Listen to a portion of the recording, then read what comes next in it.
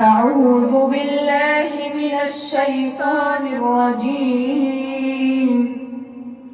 بسم الله الرحمن الرحيم. ألف لام ميم.